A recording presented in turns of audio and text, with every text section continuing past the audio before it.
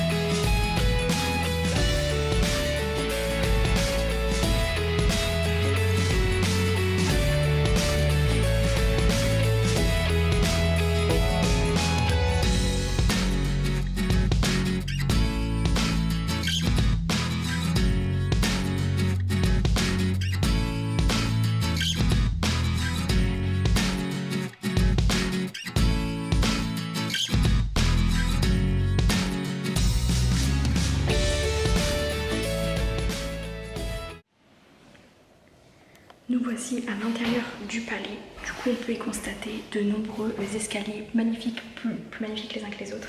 Je vais vous laisser avec la suite de la vidéo. Là, on va approcher du coup la chambre donc, de l'ancien roi qui habitait ici. Et je vous laisse du coup avec les images.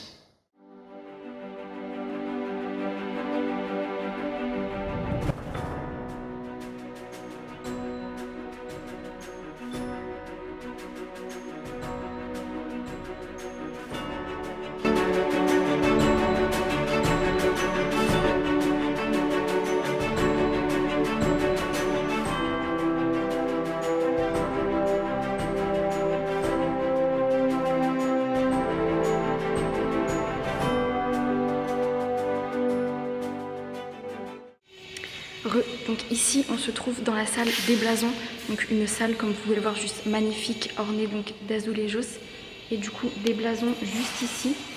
Donc au centre vous avez le blason du roi et ensuite c'est toute une ligne donc de hiérarchie, les enfants, les nobles qui méritaient du coup leur place et du coup on retrouve aussi beaucoup le cerf qui est donc un symbole et vous voyez qu'il y a énormément de blasons. Hop là. Donc cette salle elle est juste incroyable et vraiment les détails sont assez fous et les azulejos sont juste magnifiques, il n'y a vraiment rien à dire. On retrouve voilà, des pans ici d'azulejos entiers et voilà, ça vaut vraiment le coup et c'est je pense l'une des plus belles salles du palais. Il y a énormément de choses à voir et les détails sont incroyables. Donc belle découverte, grosse pépite, donc je vous invite encore une fois à y aller déjà pour cette beauté. Et puis pour le palais en lui-même forcément. Donc voilà, j'espère que vous allez apprécier la suite.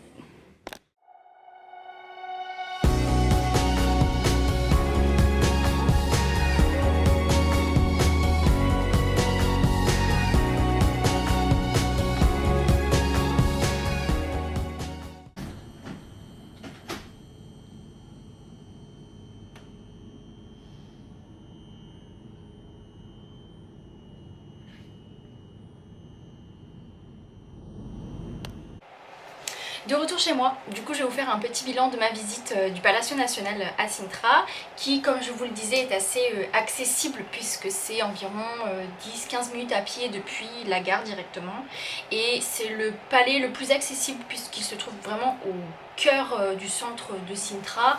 C'est celui où il n'y a pas besoin de prendre un bus quelconque pour s'y rendre, comme on peut le faire pour le Palacio da Pena ou Quinta da Regalera par exemple.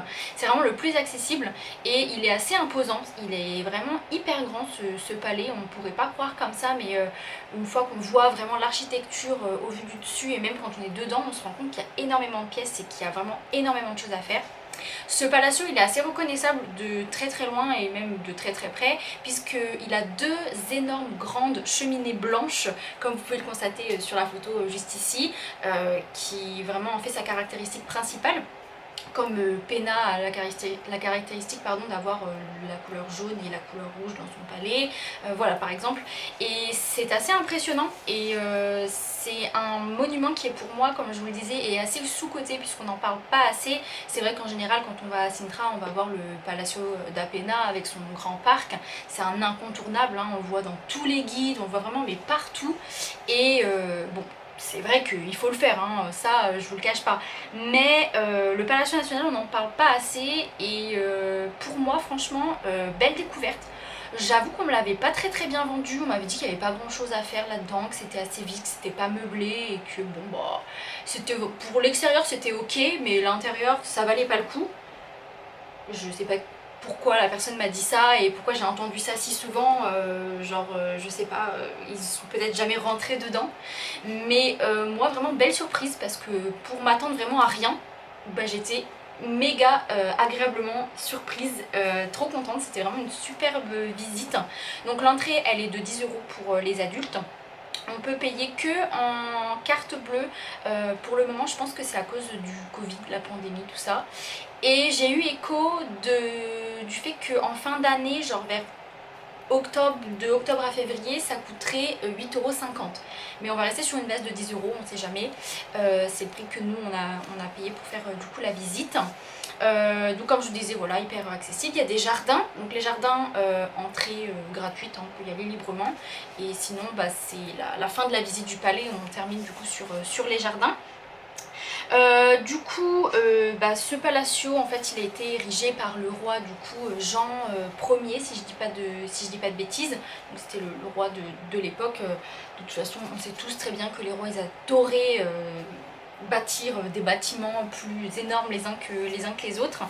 Et du coup il y a aussi parce que comme je vous disais ce bâtiment il est gigantesque, mais vraiment ça part dans tous les sens. Donc heureusement qu'au niveau de la visite il y a vraiment les flèches qui indiquent par où aller, mais c'est vrai que ça part dans tous les sens et du coup il y a des ailes qui sont un petit peu interposées et ces ailes là elles n'ont pas été construites par le roi Jean, elles ont été construites par le roi Manuel Ier. Bon, je vous mets ça comme ça, vous pouvez faire les recherches de votre côté, je suis pas là pour parler du passé historique de ce palais qui est assez imposant, mais de vous faire part de mon ressenti.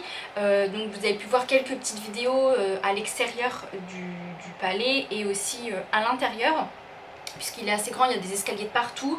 Déjà on arrive par un escalier du coup en colimaçon qui est juste hyper beau, enfin je veux dire les détails c'était magnifique. Ensuite on revoit du coup un escalier tout en bois cette fois-ci avec pareil des détails, des sculptures, juste c'est fou, c'est incroyable. Alors certes il n'est pas forcément meublé, mais il y a quand même des meubles, enfin je suis désolée, c'est quand même fou. Je sais qu'à la fin de la visite on arrive sur une grande salle de réception avec un lustre mais juste majestueux, le machin il est titanesque, il est imposant. J'aurais bien aimé savoir le poids de ce lustre parce que c'est vrai que quand on le voit il est rattaché avec une énorme, je sais même pas ce que c'est tellement ça doit être hyper solide pour retenir tellement c'est imposant. Vous allez dans tous les cas avoir les photos qui vont apparaître et vous pourrez juger par vous-même de l'importance de ce lustre. Ensuite on arrive dans les appartements qui sont plutôt de la reine, qui d'ailleurs a une chambre, a son petit salon, a sa salle de bain hyper sympa, baignoire hyper jolie avec une fenêtre, ça fait comme un vitrail. La vue, bon voilà, elle s'est fait plaisir, hein, on a une super vue sur Sintra, et c'est vrai que cette partie là du coup c'est vraiment la fin. Et on finit en beauté, hein, parce que vraiment on a une vue assez sympa. Et puis bah, ce lustre, vraiment, moi il m'a... il m'a agréablement surprise. Enfin, j'adore les lustres de base. Quand je vais dans un château, j'adore regarder les lustres. Mais celui-ci, putain, je pense que pour le restaurer, ça doit être assez violent. Bah, déjà pour le décrocher, pour le nettoyer, je pense que ça doit être une sacrée pression pour pas le casser. Du coup, les deux cheminées, bah, plus ou moins logiquement, ça fait partie de la cuisine. Donc grosse cuisine avec des marmites juste énormes. Je pense que pour les soulever il fallait être au moins 10 tellement ça a l'air d'être lourd. Et puis même à l'époque ils faisaient des trucs hyper lourds. Grande cuisine du coup avec ces deux grandes cheminées. Donc quand on lève les yeux c'est vrai qu'on voit le trou de l'extérieur et c'est assez imposant. Et en sortant du coup vers la fin de la visite, on a un petit patio. Il y a plusieurs petits patios hein, dans le château, mais celui-ci ça s'appelle le patio des bains, puisqu'il devait y avoir une fontaine avant qui vous permettait de se rafraîchir, et orné d'azulejos, encore une fois. Et vous savez mon amour pour les azulejos, mais là c'est juste magnifique, c'est vraiment recouvert d'azulejos. Vous allez encore voir des photos qui vont apparaître. Franchement c'est assez fou, c'est assez remarquable, l'architecture est assez folle. Pareil, dès qu'on arrive dans la visite, on arrive dans une énorme salle avec un plafond de bois peint, on voit des oies, ça fait une mini galerie des glaces un petit peu, et c'est vraiment magnifique. Et du coup, le fait qu'au plafond il y ait toutes ces petites pies, ça s'appelle la salle des pies, tout simplement. Ils n'ont pas été très originales là-dessus, mais assez remarquable. Après, on arrive sur une autre salle où le plafond, pareil, bois peint avec des petits bateaux. On voit des tapisseries aussi qui sont exposées. Franchement, magnifique, jusqu'au clou du spectacle. Donc, où effectivement, vous allez voir par vous-même, mais la salle des blasons. Et franchement, je voulais pas partir de cette salle, elle est... Bah, je sais pas, mais c'est incroyable. En fait, il faut le voir pour le croire, parce que en vidéo, certes, c'est magnifique, mais en vrai, c'est encore plus beau. On a tous les détails, et puis tous ces azulejos, et puis ces ornements, tous ces blasons qui apparaissent dorés, avec tous les détails possibles et inimaginables. Et franchement, c'est super intéressant à voir. Et pour moi, c'était la plus belle salle. Donc, elles étaient toutes très jolies, mais on va pas se mentir, quand il y a des azulejos ça rend toujours tout de suite plus beau. Et cette salle vraiment gros coup de cœur. Et bah moi je savais pas qu'il y avait ça dans ce palais, tu vois. Quand on m'a dit ouais le palais national pas ouf, enfin ça vaut pas le palais d'Apena, ouais ok, mais quand même, enfin cette salle elle est assez incroyable. Et on m'a bien caché de me le dire, et du coup moi je vous le dis. Et je vous conseille du coup d'aller juger par vous-même ce palais. C'est vrai qu'il y a énormément de choses à faire. Il y a vraiment beaucoup de palais, de châteaux à Sintra. Donc c'est pas forcément celui à privilégier. Bien sûr celui de Pena est à faire absolument. Il y en a d'autres, il y a Quinta da Regalera, il y a le Palacio de Monserrate. Voilà, il y a plein de choses à faire. Mais celui-ci étant vraiment hyper facile et accessible d'accès, si vous avez l'occasion de le faire, franchement je vous le conseille. Et c'est super calme. Enfin moi, alors peut-être encore une fois Covid, tout ça, il n'y avait pas grand monde, ce qui fait qu'à la fin de la visite, donc il y a toujours des moments où on se retrouve à plusieurs dans la salle, les groupes, et après il n'y a plus personne, et du coup on peut profiter, que ce soit des salles, des jardins, mais paisiblement. On peut lire les explications qui sont en portugais ou en anglais. Mais franchement j'ai vraiment apprécié ce palacio, que je peux vous recommander du coup si jamais vous allez dans les environs et que vous avez un petit peu de temps et que ça vous intéresse aussi. Je vous le conseille, du Palacio National, entrée 10 € à 10-15 minutes à pied de la gare. Le chemin de toute façon pour y aller, il n'y en a qu'un. À Sintra j'ai vu que c'est assez récent, ils ont mis des panneaux maintenant pour se diriger à pied, en disant bah tiens ce château là c'est tant de temps à pied, là il y a ça, il y a ça, il y a ça. Donc c'est hyper bien fait. Et sur la route en général, alors, la semaine je sais pas mais le week-end ça c'est sûr, il y a des petits artisans qui proposent des œuvres qu'ils font. Alors c'est des magnettes, c'est des peintures, c'est des bijoux. On les voit faire parce que c'est fait main et ça c'est super cool. On les voit tricoter, peindre, faire voilà, les bijoux eux-mêmes. Et c'est super cool, tous ces petits artisans qui sont le long de la balade. Et ça donne un charme en plus à Sintra qui de base est très mignon. Mais en tout cas, J'espère que je vous ai convaincu, c'est pas le but de vous en faire des tonnes et des tonnes, mais c'était juste mon petit bilan de cette fin de visite. Donc j'espère que ça vous a plu, j'espère que ça vous a donné envie d'y aller. Je vous ferai d'autres vidéos du coup sur les autres palais que j'ai pu faire si jamais ça vous intéresse.